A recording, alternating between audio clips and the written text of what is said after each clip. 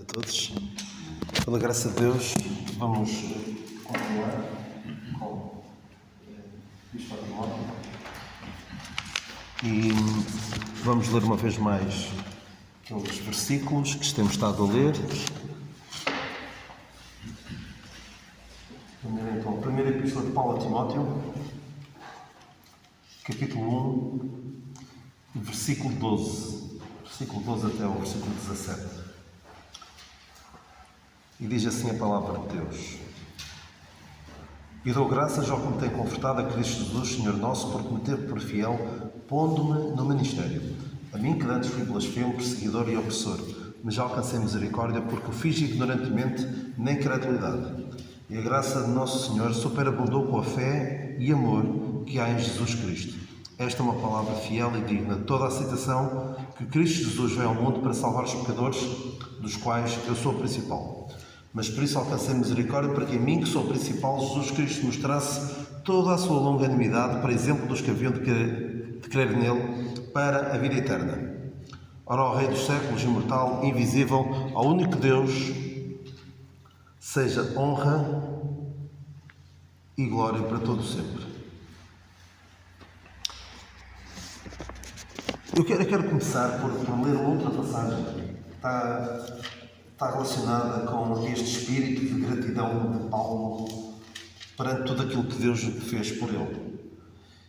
E vamos ler em Lucas 7, uma passagem mais ou menos conhecida da palavra de Deus, um episódio na vida do Senhor Jesus Cristo, em que lemos assim, Lucas 7. E rogou-lhe um dos fariseus que comesse com ele. E entrando em casa do fariseu, assentou-se à mesa. E eis que uma mulher da cidade, uma pecadora, sabendo que ele estava à mesa em casa do fariseu, levou um vaso de alabastro com unguento. E estando por trás aos seus pés, chorando, começou a regar os pés com lágrimas.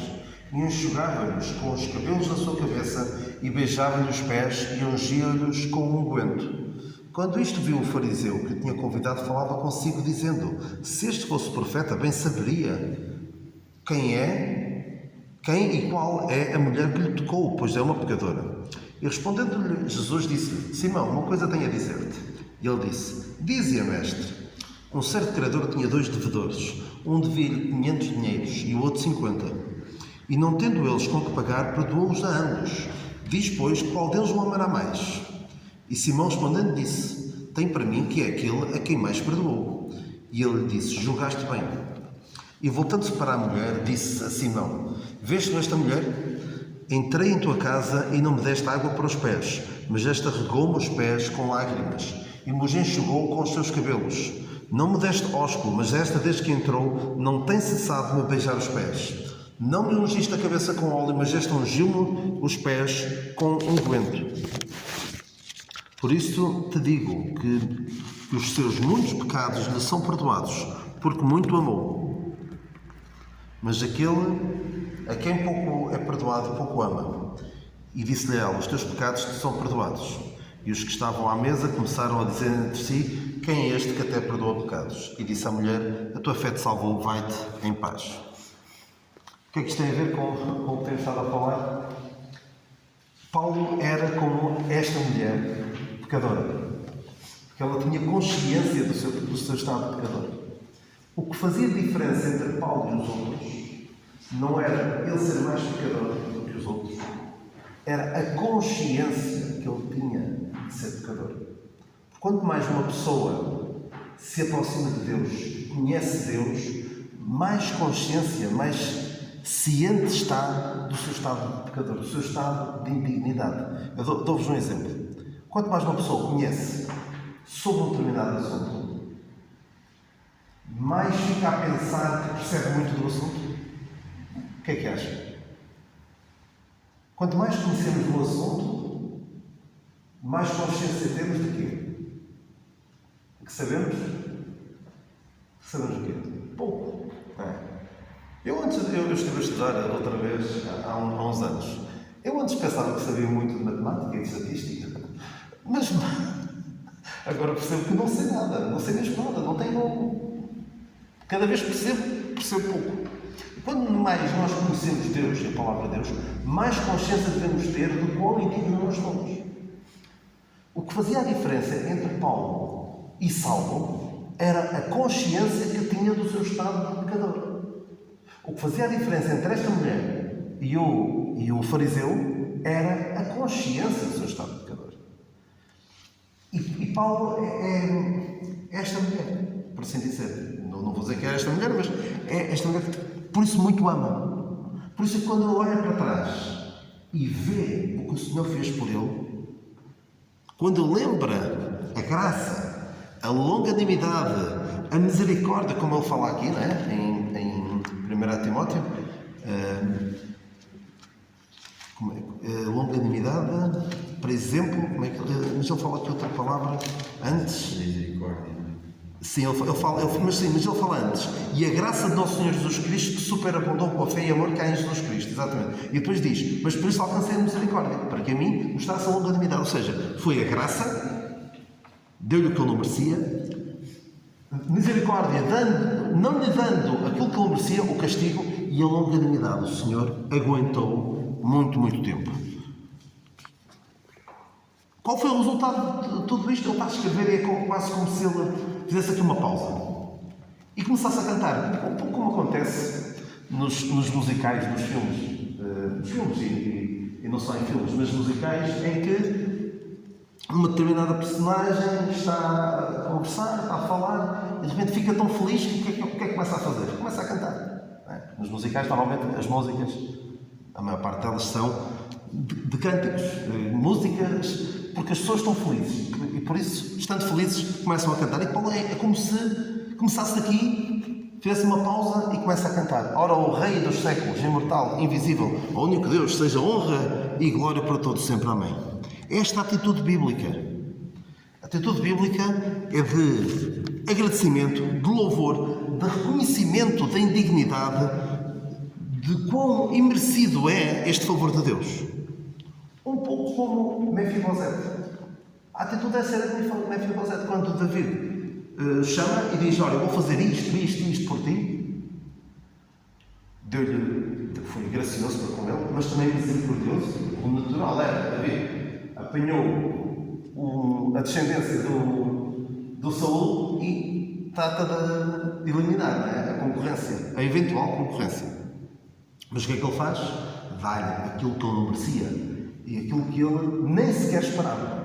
Porque a Bíblia diz que Deus é poderoso para fazer muito mais além daquilo que pedimos ou pensamos. Ou seja, é muito mais. E qual foi a atitude de Mefibosete? Quem sou? Quem é teu servo? Para tu olhares para um cão morto, tal como eu. Esta é a postura de Paulo. Há aqui quase que uma explosão de euforia. Já vou dar-vos alguns exemplos de explosões de euforia que acontece no mundo, não é? E o que é que leva Paulo a esta explosão de alegria, de esta doxologia que eu falei na semana passada? Doxologia, doxo significa glória, logo significa palavra, ou seja, uma palavra de glorificação. Estou agora lembrando também aquele episódio em que Maria começa a cantar também, não é? Está tão feliz e começa a cantar. Ana começa a cantar, não é? Porque vai ter um filho, não é? Há várias pessoas na palavra de Deus. Estou-me a lembrar de Débora, Miriam. Acontece o que aconteceu quando passaram o Mar Vermelho, começaram a cantar. De alegria, gratidão para com Deus. Temos essas situações. E agora deixo aqui duas perguntas. Qual é a minha atitude? A atitude bíblica é esta de Paulo. Quando pensamos, olhamos para trás, vemos o caminho em que eu ia e o caminho por onde comecei a ir depois que Deus fez o que fez comigo, qual é a minha atitude? A atitude de Paulo era esta. Perante tudo aquilo que Deus fez, qual é a minha postura? Deve ser a postura que nós damos em Salmos 116, 12. Que darei eu ao Senhor por todos os benefícios que me tem feito. E depois ele continua ali e diz uma série de coisas que quer fazer, cumprirei os meus. Ele começa o salmo dizendo: ama o Senhor, não é? Ama ao Senhor porque Ele... Salmo 116, ama ao Senhor porque Ele ouviu a minha voz e a minha súplica, porque inclinou para mim os seus ouvidos. Portanto, invocá-lo-ei enquanto viver. E depois diz aqui mais à frente, no versículo 12, que darei eu ao Senhor por todos os benefícios que me tem feito. Tomarei o cálice da salvação e invocarei o nome do Senhor. Pagarei os meus votos ao meu Senhor agora na presença de todo o seu povo. E continua a louvar, e o Salmo termina, louvai ao Senhor. Isto era um cântico, como os Salmos eram, mas de facto, esta postura, o que é que eu farei para agradecer a Deus? Eu terminei na semana passada falando de um exemplo que não deve ser o nosso exemplo, não é? Deus fez tudo o que fez por nós. E agora, nós agimos como aquela... Nós não. Podemos, em certa medida, agir como aquela pessoa fictícia, espero eu, mas se calhar... De tantos casos que já houve no mundo, se calhar alguém já o fez. Alguém que teve um fígado completamente arruinado devido ao seu estilo de vida boêmio, teve outro fígado e fez o mesmo com ele. Também deu cabo do segundo fígado. Isto é uma ingratidão de todos também, não é? Mas, eu disse na altura, não disse tu és esse homem, mas sim, será que eu não estou a ser um pouco assim? Perante tudo aquilo que Deus fez, eu disse, ok, tenho. Eu já os cheguei a ouvir esta expressão, mas tenho quase a certeza que eram descrentes, quer dizer isto. A questão da minha salvação está resolvida, portanto agora posso viver como quero. Portanto, isto não é a atitude de um crente. A atitude de um crente que compreende a graça de Deus é eu quero viver para o meu Senhor. Não é? A atitude deve ser como daquele servo que fala penso que é em Êxodo, que ele podia ir livre ao fim dos certos anos. Olha, podes ir, és livre para fazer o que quiseres. Ele dizia assim, o que é que ele dizia? Posso ir? Então eu vou viver a minha vida. Não. Ele dizia assim, eu amo o meu Senhor, eu quero ficar. E depois até furava a orelha e fazia uma série de coisas para mostrar que ele estava a servir aquele Senhor por vontade própria e não por obrigação.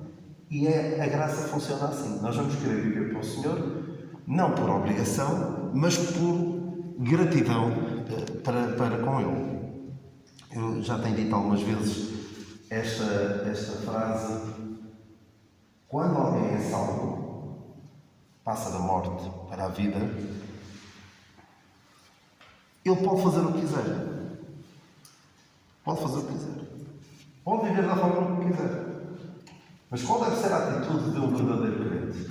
Quando lhe dizem, olha, tu podes viver exatamente da maneira que te apetecer. E a atitude deve ser, assim posso mesmo, posso fazer o que eu quiser. Eu quero viver para o meu Senhor, quero agradecer ao meu Senhor. Não só em cânticos, não só na ceia do Senhor nos devemos lembrar disto, mas a cada dia devemos lembrar exatamente disto. Pode não sair um louvor, uma palavra de agradecimento como esta, que certamente deu origem a cânticos. Algumas destas frases, destas frases emblemáticas de Paulo, como esta, deram origem a cânticos. Eu já vos vou falar de uma outra. Mas quero então que pensemos. A forma correta é esta. Qual é a minha postura perante tudo aquilo que Deus fez? Paulo está a relatar tudo aquilo que Deus fez por ele e agora explode numa alegria imensa. Agora, pensemos nós. O que é que me faz vibrar? Me faz ter uma explosão de alegria. O que é que nos dá aquela sensação que nós dizemos assim? Como dizem os ingleses, yes! O que é que nos faz ficar assim mesmo felizes? Será... por exemplo, saber que a esposa está grávida? É uma alegria imensa, não é? Será saber que se conseguiu entrar, nós ou os nossos filhos, conseguiram entrar no curso superior que desejavam? É uma alegria imensa, não é?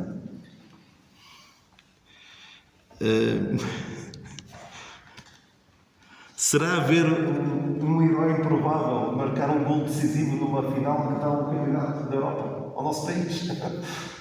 Ficamos contentes, somos humanos, não é? Mas que tipo de coisas é que nos deixam assim numa alegria esfuziante. Uma alegria que ficamos, não direi fora de nós mesmos, mas mesmo uma explosão de alegria, mesmo aquela sensação de êxtase. A Paulo era isto.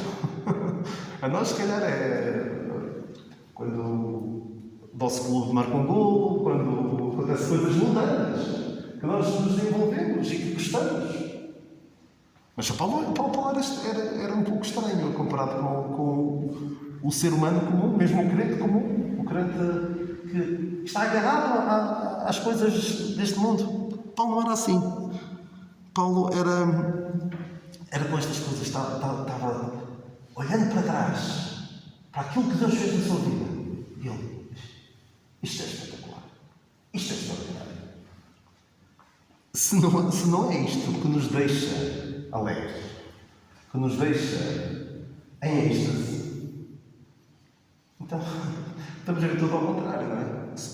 Se não é a compreensão destas verdades que coloca em nós, coloca um sorriso nos nossos lábios, um cântico nos nossos lábios, se calhar estamos a ver tudo ao contrário. Estamos a ver a vida de uma forma que muito no imediato. Estas coisas que falei também são legítimas. Tendo da parte de um golo para aqui ou para ali, se calhar não é assim tão legítimo, mas saber que da nossa família vamos ter um filho é uma coisa fantástica, não é? Saber que uma pessoa da nossa família, ou nós, vamos conseguir estudar onde desejávamos, é legítimo. Só que isso acaba aqui, não é? São meios, os filhos, claro, pergunta-se, não é? Mas são coisas daqui e agora. E isto que Paulo está a falar tem efeitos internos. Há outras passagens que nós lemos também, outras doxologias, outros hinos de louvor. Este, por exemplo, eu falei disto, que há cânticos, não é? Não há um cântico com isto. Ao único que é digno de receber a honra e a glória, a força e o poder, é baseado nesta mesma passagem, não é? E há uma outra que também não é tão conhecida a música, mas penso que foi o nosso irmão Jorge de Alvar que fez uma música para esta, de Romanos 11:33. Reparem, Paulo está a escrever a Epístola a Timóteo e lembra-se daquilo que Deus fez e sai-se com um cântico, não é? É a reação dele, é um cântico de louvor. Em Romanos 11, não, mas vamos primeiro a Romanos 8. Não é bem uma doxologia, é mais um cântico de vitória. Paulo também está a lembrar tudo. Ele escreve aqui em Romanos 8. Vamos a Romanos 8.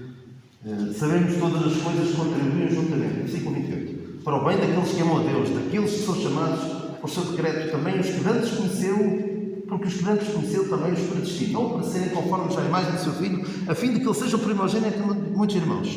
E aos que predestinou, a estes também chamou. E aos que chamou, a estes também justificou. E aos que justificou, a estes também glorificou. E agora, que diremos, pois, estas coisas? Se Deus é por nós, quem será contra nós? E vai por aqui fora, nesta passagem lindíssima, que é um cântico de louvor.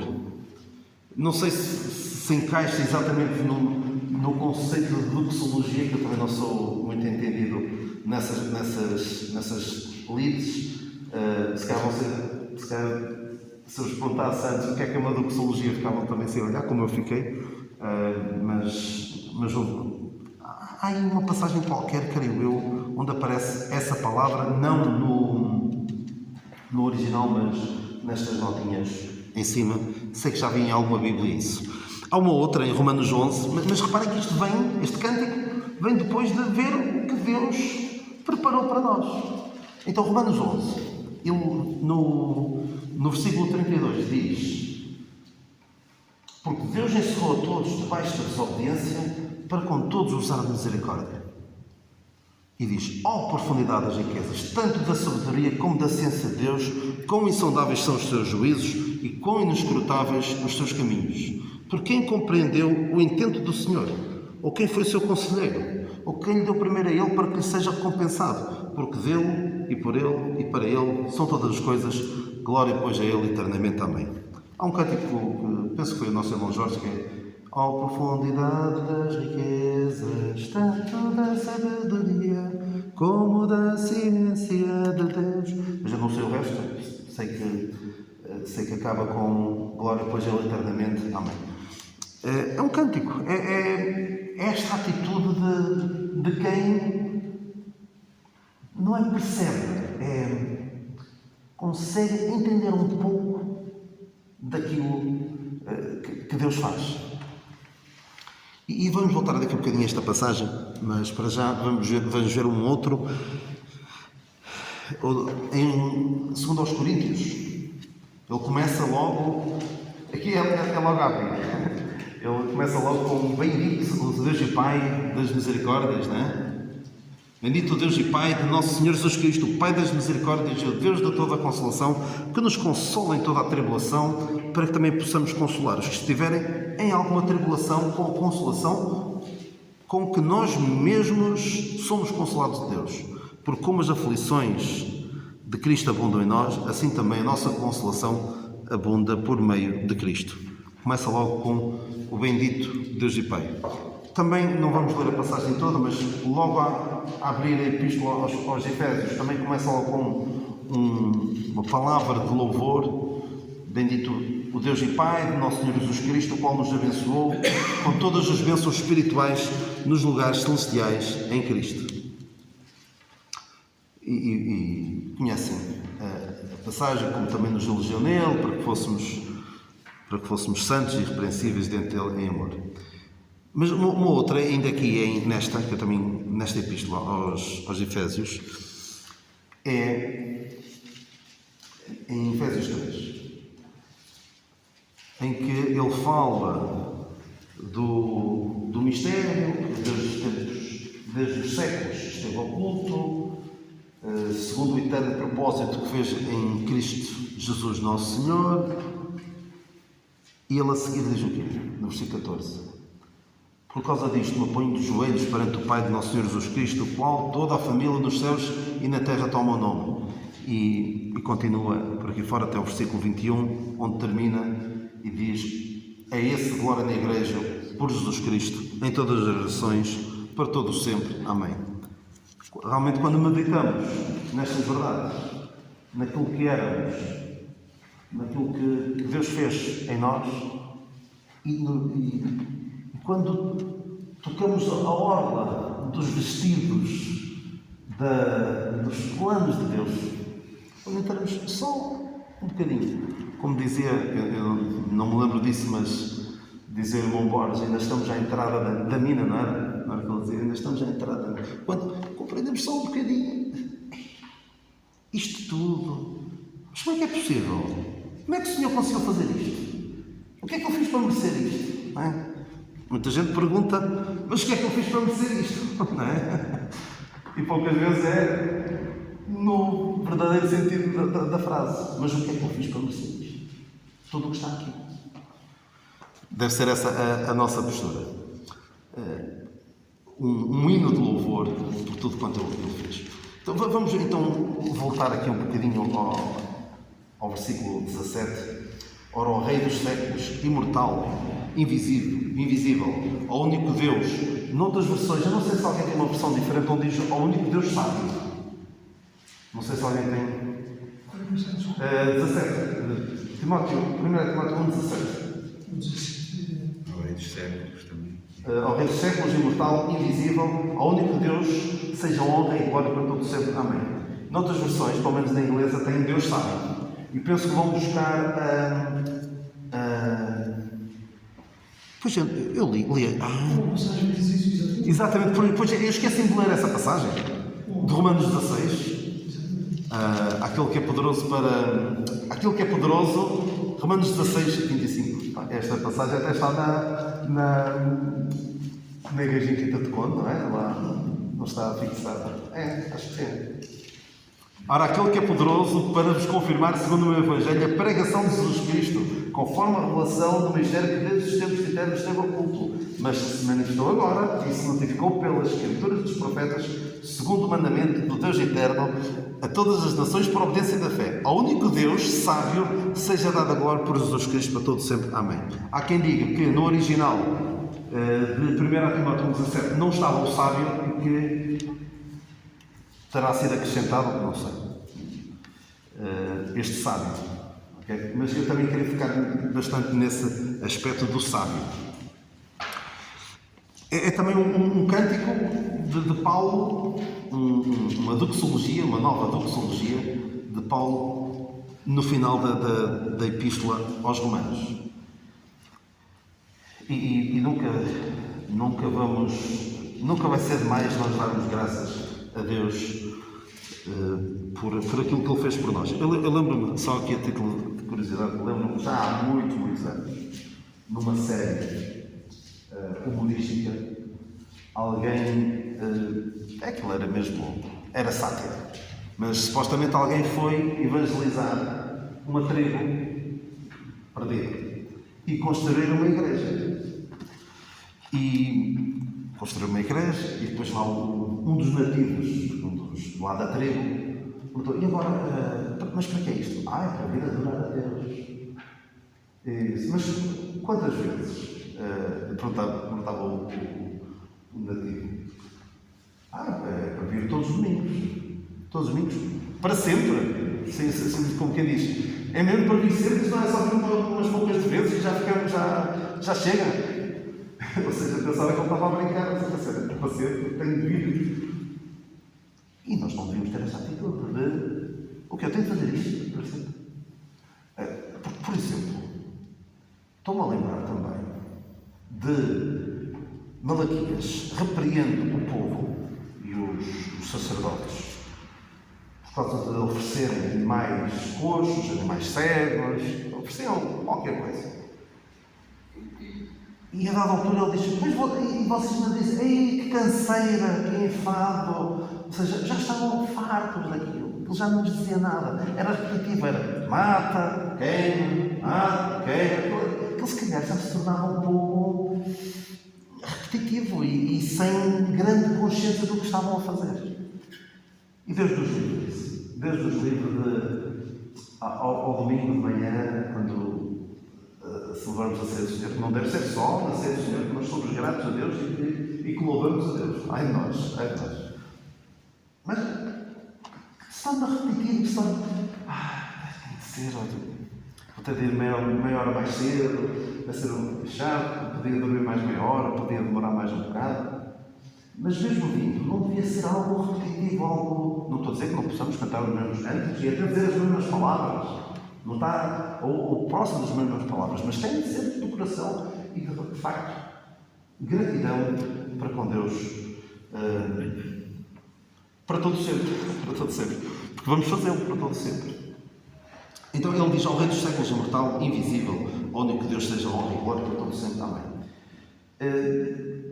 Há quem diga que é o único Deus, que é o Senhor Jesus Cristo, que Ele é Deus também, é o único Deus, com o Pai, com o Espírito Santo, porque Ele está aqui muito focado no Senhor Jesus Cristo.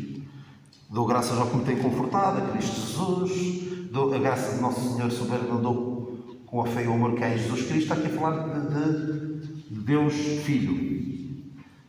Não vou comprometer quanto a isso. É o nosso Deus, é o que idealizou tudo isto para nós. É Ele que está por trás de todo este plano. E como eu tive a ocasião de vos dizer, e quero falar disso hoje para depois avançarmos para a semana, este é um plano maravilhoso, um plano que nós temos a felicidade, temos a bênção, a alegria, a sorte, passa a expressão, sem abusar da expressão, de fazer parte. Mas Deus fez tudo. Parte dele tudo, exceto o nosso pecado. O único contributo que nós demos foi termos pecado. é um plano que conciliou o irreconciliável. Reconciliou um Deus santo com o homem pecador.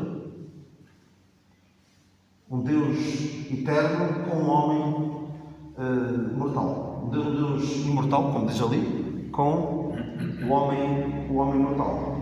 O Deus invisível com o homem visível. Conciliou algo que parecia ser irreconciliável. Eu já tenho dito isto várias vezes e perdoem-me se é repetido. Deus poderia perfeitamente ter dito: olha, ninguém merece a salvação. Tudo corrido para o inferno. Tudo. Inferno, vocês pecaram, o inferno foi criado para o diabo e os seus anjos, mas vocês pecaram. Tudo bem. E rapidinho. Era justo, não é? Mas o que é que ele não era? O que é que nos estava a mostrar? O que é que o diabo podia apontar? Então tu dizes que és amor, então não estressa. Deus poderia ter tido outra postura. Olha, hoje acordei bem disposto, tudo para o céu. Tudo para o céu. O que é que o diabo podia acusar? O que é que podia acusar? Não está a ser? Não está a ser o quê? Justo. Não está a ser justo. Então eles pecaram e tu agora passas uma esponja por cima sem mais nada. Mas, com a vinda do Senhor Jesus Cristo neste mundo, para morrer a morte que nós merecíamos, Ele conciliou de uma forma extraordinária, de uma forma reveladora da sua sabedoria, a justiça com o amor. Como eu gosto muito de citar, o hino 125, eis na cruz, em pleno acordo, a justiça com o amor, eis ali como Ele é justo e também é salvador. Era a única forma. Tinha de ser um mediador que fosse, que pudesse entender as duas partes. Porque um mediador é alguém que entende as duas partes. Porque às vezes há duas pessoas que são desavidas. E não se pode arranjar um mediador que está de um lado ou que está do outro. Ou alguém que não percebe, tanto a vida do assunto que o está a pôr em inimizade. E o nosso mediador é Deus, é homem, viveu aqui neste mundo, percebeu o nosso lado também, e foi ele que morreu no nosso lugar. Ou seja, temos este mediador. E agora Deus pode simultaneamente ser justo, ser amor, e nada disto é beliscado. E o diabo nunca pode dizer: olha, então tu afinal, mas que raio de planeias?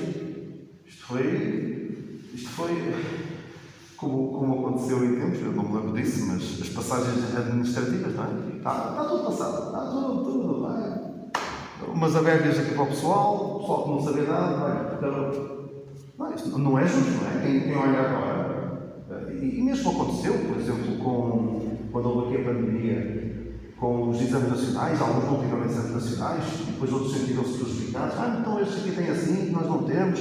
Cria injustiças. E podia de facto, o diabo acusar Deus de não estar a ser justo. Mas revela também, e eu falei disso, só vou citar muito ao de leve, mas eu para a semana tenho de avançar para Timóteo, para o versículo 8. Vamos ler de 1 Coríntios 1. 1 Coríntios 1. Não, 2. Eu vou começar a ler, depois quero chegar ao versículo 7. E eu, irmãos, quando fui ter convosco, anunciando-vos o testemunho de Deus, não fui com sublimidade de palavras ou de sabedoria, porque nada me propus saber entre vós, senão a Jesus Cristo e este crucificado. 2:3 de 1 Coríntios. E eu estive convosco em fraqueza e em temor e em grande temor. A minha palavra e a minha pregação não consistiu em palavras persuasivas de sabedoria humana, mas em demonstração de espírito e de poder, para que a vossa fé não se apoiasse em sabedorias de homens, mas no poder de Deus. Todavia, falamos sabedoria entre os perfeitos, não, porém, a sabedoria deste mundo. Reparem bem, agora é importante. Não, porém, a sabedoria deste mundo, nem os príncipes deste mundo se aniquilam, mas falamos a sabedoria de Deus, oculta em mistério, a qual Deus ordenou antes dos séculos para a nossa glória. Esta sabedoria de Deus estava oculta em mistério, Não era científico. Não estava na profecia. Eu penso que, se falei disso, falei assim rápido. Aquela palavra, ainda há bocado, que eu não gosto muito dela, não gosto porque não é uma palavra que nós usemos no nosso dia a dia. Aquela palavra inescrutáveis. Inescrutáveis que aparece ali. No original, significa algo que não deixa rastro. É oculto. Oculto em mistério. Esta é a palavra do oculto em mistério. A qual Deus ordenou antes dos séculos para a nossa glória. Já explico isso. A qual nenhum dos príncipes deste mundo conheceu, porque se a conhecessem, nunca crucificariam ao Senhor da Glória. A ideia é esta. Deus tinha um plano, mas não o revelou, nem na profecia, que só foi revelado através de Paulo. O tal mistério, desde os tempos, Tempos eternos. Sim, teve oculto, desde os tempos eternos teve oculto. Esse mistério teve oculto. E aquela palavra é intransejada, ou seja, a palavra inescrutáveis. Os seus caminhos são inescrutáveis, ou seja, não deixaram rastro. Nada disto que nós temos agora, que sabemos pela relação dada a Deus ao apóstolo Paulo, ninguém sabia. Eu sei que há coisas que a gente vê na profecia, mas estava aqui. Não é exatamente a mesma coisa. E diz mesmo o apóstolo Paulo, se os príncipes deste mundo soubessem, nunca tinham crucificado o Senhor Jesus Cristo. Porquê? Porque a morte do Senhor Jesus Cristo estava profetizada. Pode alguém dizer, mas o Senhor não estava profetizado que morrer. Estava profetizado que ele ia vencer e obter uma vitória, apesar da sua morte. Apesar da sua morte. O que não estava profetizado é que seria na sua morte que ele ia conquistar a maior vitória para nós. Porque assim, o diabo sabe desde o princípio que está derrotado. Vai tentar infligir o maior dano possível. Mas na morte do Senhor Jesus Cristo, ele pensava que iria ter uma vitória ainda que momentânea. Ainda que momentânea, pensava que ia ter uma vitória momentânea. Mas depois vem Paulo e diz, olha, foi exatamente na morte do Senhor Jesus Cristo que ele obteve a sua maior vitória. A maior vitória para nós, ao comprarmos com o seu precioso sangue. E é por isso que eu digo da sabedoria de Deus oculta, não é que diz? A sabedoria de Deus oculta em mistério. Ninguém sabia. É quase como Deus tinha desde os tempos eternos, tinha uma capa na manga, e depois, sobre a expressão, e eu pensava que tinha. Eu não sei jogar isso, nem me interessa o póquer, não é? Às vezes já devem ter visto em filmes que está um tipo todo contente, mostra as cartas, olha, tenho estas cartas, e já vai ali buscar o dinheiro todo para o seu lado, e o outro, olha, tenho estas. Tinha um as na manga, tinha uma carta na manga, e Deus mostra. E o outro pensava que tinha ganho, tinha conquistado um grande prémio. Fica todo incomodado e todo chateado. E aqui isto é apenas uma pequena ilustração, pobrezinha, mas para ilustrar que o diabo pensava que tinha conseguido alguma coisa, mas não. Foi exatamente ali que ele obteve a sua maior derrota. E é por isso, estou convencido disso. Isto também pode ser agora um bocadinho eu a puxar a brasa à minha sardinha. É por isso que o diabo odeia esta mensagem. Porque esta mensagem que Deus revelou ao apóstolo Paulo mostra quando Deus é sábio, quando Deus é justo, amor, mas também todo sábio.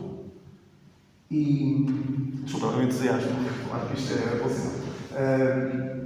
Como é justo, como é sábio e como ele é louco, porque pensava que, olha, agora apanhei, e olha, afinal vem depois a saber, olha, afinal, só mostra a loucura dos príncipes deste mundo, do inimigo das nossas almas. Que o Senhor nos ajude a sermos gratos cada dia, não só ao domingo de manhã, durante meia hora, mas a cada dia mostrarmos a nossa gratidão. Se for com cânticos, que seja com cânticos, porque às vezes há pessoas que, perante a leitura de uma passagem extraordinária, escrevem poemas, escrevem cânticos, ou compõem, por exemplo, os compositores, compôs o Aleluia, né? Agora não estou a lembrar, o Messias de Handel, né? Compõe aquilo. Há pessoas que fazem isto se nós mostrarmos na nossa humildade, no nosso dia-a-dia, a nossa gratidão para com Deus com atos, também vale certamente de muito. Que o Senhor nos abençoe e continue a ser connosco.